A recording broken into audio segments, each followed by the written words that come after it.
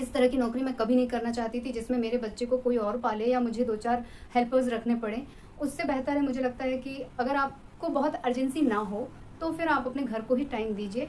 In future इतने सारे scope हैं, अगर आपके पास नॉलेज है, इतने सारे स्कोप हैं, तो आप इन फ्यूचर भी कुछ ना कुछ कर सकते हैं। एज तो एक बार है, और जब गवर्नमेंट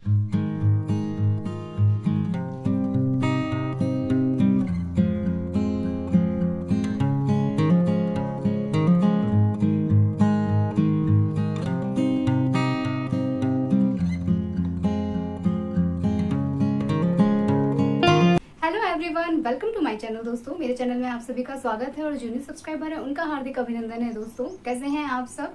हम लोग अच्छे हैं। और रोज का ये रूटीन हो गया है कि इस टाइम तो मौसम बहुत ही प्यारा सा रहता है, लेकिन शाम के टाइम मतलब करीब करीब 5:30-6 बजे के टाइम से ही बहुत तेज आंधी तूफान सा आता है। एक दिन तो बहुत तेज बारिश हुई, कल बहुत हल्की फुल्की बारिश हुई, लेकिन आंधी बहुत तेज थी। तो मैंने तो कल पहले ही सबसे पहले अपने गमले जो है आड़ में रख दिए थे, वही कि अब बाकी के बचे हुए ना टूटें, और जो टूट गए हैं उनको रिपेयर करने के बारे में थोड़ा सा सर्च किया है यूट्यूब पे। लेकिन यही है ना कि अब एक बार जो प्लांट जो पौधे फट गए हैं, टूट गए हैं, एकदम पत्तियां पत्तियां अलग हो गई हैं, अब वापस से तो उनको नहीं जोड़ा जा सकता। और लेकिन यह है कि उनको अगर फिर से हम वापस मिट्टी में लगा देंगे तो शायद बारिश के मौसम में वो फिर से पनप जाएं। और वैसे भी बरसात का मौसम ऐसा होता है ना दोस्तों कि बहुत अच्छा अंकुर निकलता है बीज में से। आप लोगों ने देखा होगा, जो लोग स्प्राउट वगैरह खाते हैं तो नॉर्मली तो बहुत टाइम लग जाता है उनमें अंकुर निकलने में, लेकिन बरसात के दिनों में अगर आप सुबह फुलाएं और शाम को पानी निकाल के उसे पोटली में बांध के अगर रख दे, चना मूंग वगैरह, बहुत जल्दी उनका अंकुर निकल आता है।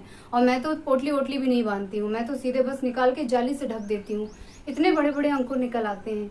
तो अच्छा लगता है बारिश के दिनों में स्प्राउट। और मैं बहुत सारी रेसिपी जो है ना स्प्राउट से भी बनाती हूँ, क्योंकि हेल्दी फूड होता है। हालांकि जब से मुझे चना वना खाने को मना हुआ था तब से मैं केवल मूंग मूंग मूंग यही जो है साबुत मूंग जो है उसी का ज्यादा से ज्यादा इस्तेमाल करती थी। और बीच में मैंने गेहूं का भी इस्तेमाल करना शुरू किया था, किसी ने बताया था कि हीमोग्लोबिन भी अच्छा रहता है, बहुत फायदा करता है, तो मैंने करना तो शुरू कर दिया।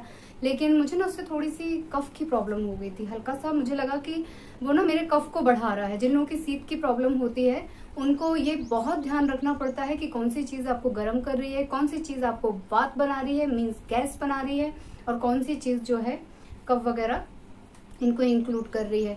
जैसे दूध, पनीर, इन सब चीजों का जो होता है ना डेयरी प्रोडक्ट, इनसे आपकी पित्त प्रवृत्ति बढ़ती है। तो कुछ चीजों को मैंने समझ लिया है, और मेरी तासीर जो है वात वाली भी है और कफ वाली भी है। पित्त उतना मुझे प्रॉब्लम नहीं करता है, लेकिन वात और कफ से तो मैं बहुत ज्यादा परेशान हो जाती हूँ। तो ठीक है, अपनी तासीर को समझ के, मौसम को समझ के मैं अपना खाना पीना चेंज करती रहती हूँ।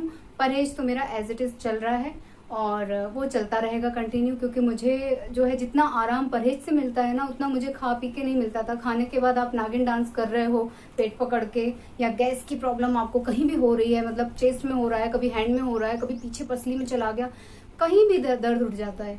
आप समझ नहीं सकते कि उस दर्द को कैसे निकालें, क्या करें। तो मैंने तो सोचा कि ठीक है, परहेज करेंगे। कभी कभार थोड़ा सा चटर पटर भी खाती हूँ, तो 2-3 टाइम मैं फिर खिचड़ी दलिया इस पे शिफ्ट हो जाती हूँ बिना किसी के कहे।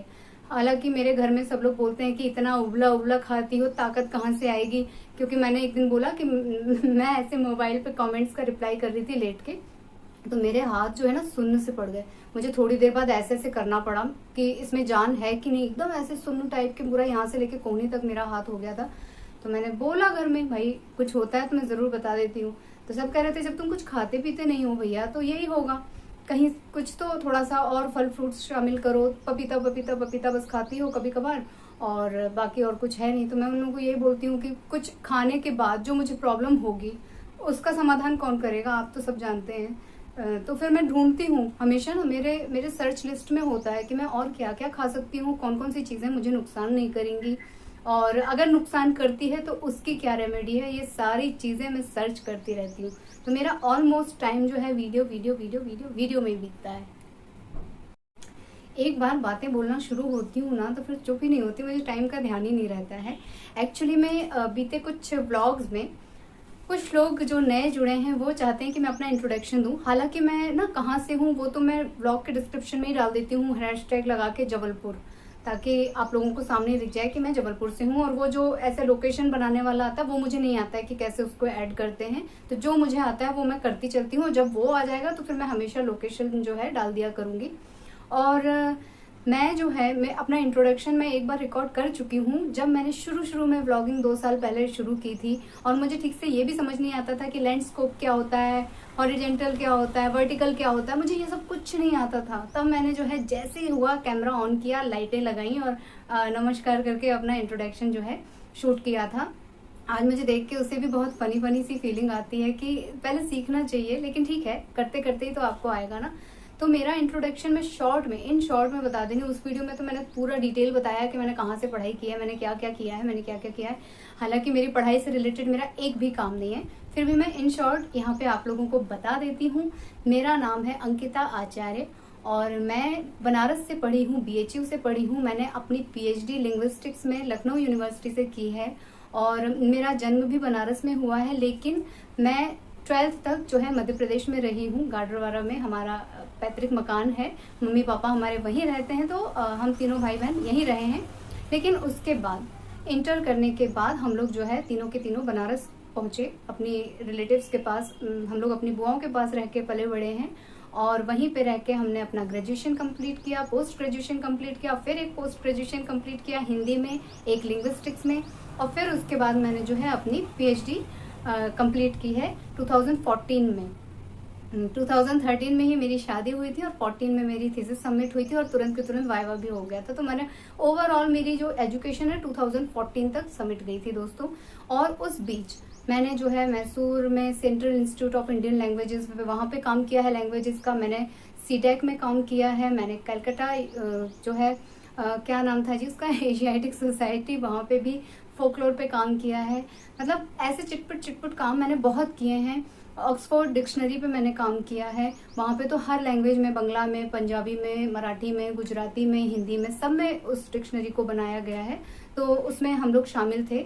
तो एक आदमी डिक्शनरी नहीं बनाता है, बहुत बड़ा ग्रुप जो है लिंग्विस्टिक्स डिपार्टमेंट और लिंग्विस्ट का बहुत बड़ा ग्रुप लगता है उसे बनाने में, अंजाम देने में। तो ये सारा काम मैंने किया है। थोड़ा बहुत काम मैंने IIT BHU में भी किया था, लेकिन मैंने उसे कंटिन्यू नहीं किया क्योंकि बच्चा बहुत छोटा था। और आप कहीं भी ऑनलाइन काम करें, आपके ऊपर प्रेशर बहुत ज़्यादा होता है, मेंटली प्रेशर बहुत होता है।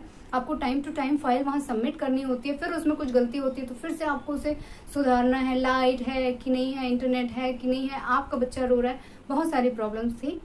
तो मैंने उसे जो है रिजेक्ट कर दिया, मैंने उसे वहीं पे छोड़ दिया। और मेरा 2013 में ही मेरा राजस्थान सेंट्रल यूनिवर्सिटी में हिंदी एक्सपर्ट के रूप में सिलेक्शन हुआ था, लेकिन मुझे वहाँ जाना पड़ता अपने पूरे परिवार को छोड़ के। फिर मेरे हस्बैंड अलग जॉब करते हैं और तब तो मैं अकेली थी, उत्कर्ष भी नहीं थे, तो मैं बहुत उसमें पड़ गई थी कि क्या करना है, ज्वाइन करना है कि नहीं करना है। तो नौकरी मेरी ना शुरू से लिस्ट में नहीं थी, मैं कभी भी नौकरी नहीं करना चाहती थी। तो मैंने वहाँ बस वो आ गया और मैंने उससे देख लिया कि हाँ मेरा सिलेक्शन हो गया, बस इतना ही मेरे लिए बहुत है। मुझे लगा कि चलो मैं एलिजिबल हूँ, पढ़ाई लिखाई मेरी जो है वो काम आई, बस इससे ज़्यादा मेरी ज़्यादा एक्सपेक्टेशंस है ही नहीं अपने आप से। मुझे कई बार थोड़ा सा घर वाले ताना देते हैं, मेरी दीदी वगैरह, जीजाजी वगैरह, कि इतना पढ़ी लिखी हो, क्या कर रही हो घर बैठ के, क्या है तुम्हारा। तो मैं बोलती हूँ कि मैं संतुष्ट हूँ ना, क्योंकि मैंने अपनी दीदियों को देखा है 4 o'clock वो जो है बनारस से जौनपुर बाई कार जा रही हैं, बच्चे 4 बजे से सुबह से छूटे हुए हैं, तो शाम को 7 बजे मम्मी के दर्शन हो रहे हैं, वो भी इतनी थकी लौटती थी। और इस तरह की नौकरी मैं कभी नहीं करना चाहती थी जिसमें मेरे बच्चे को कोई और पाले या मुझे 2-4 हेल्पर्स रखने पड़े। उससे बेहतर है, मुझे लगता है कि अगर आपको बहुत अर्जेंसी ना हो तो फिर आप अपने घर को ही टाइम दीजिए।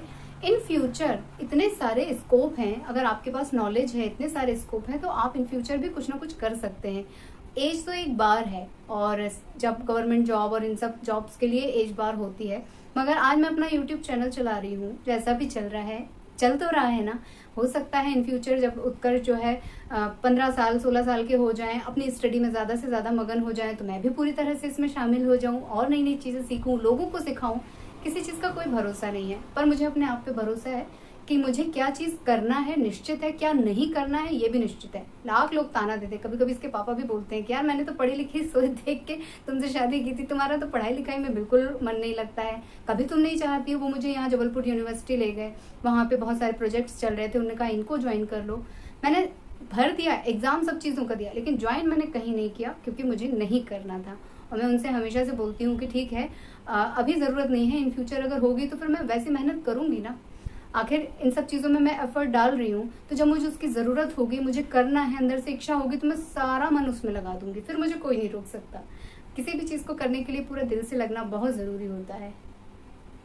तो यही था मेरा छोटा सा इंट्रोडक्शन जो मैंने इसमें इंक्लूड कर दिया है आज, जो लोग नए हैं उनके लिए। और बहुत ज़्यादा डिटेल अब मैं देना भी नहीं चाहती हूँ, क्योंकि भाई बहुत ईमानदारी से बता रही हूँ, इसके अलावा मेरे पास कोई गुण नहीं है दोस्तों। मैंने कोई कुकिंग क्लास वगैरह नहीं किया, देख देख के सीखा है, उसमें भी चेंजेस अपने हिसाब से, अपने स्वास्थ्य के हिसाब से हमें करने ही होते हैं। आर्ट एंड क्राफ्ट भी बहुत रेयर मैं करती हूँ, और करती हूँ तो अच्छा करती हूँ, और लेकिन हर चीज़ में तो देखो बहुत लगना पड़ता है ना, तो जिसमें ज़्यादा टाइम लगता है वो चीज़ मैं कभी नहीं करती हूँ।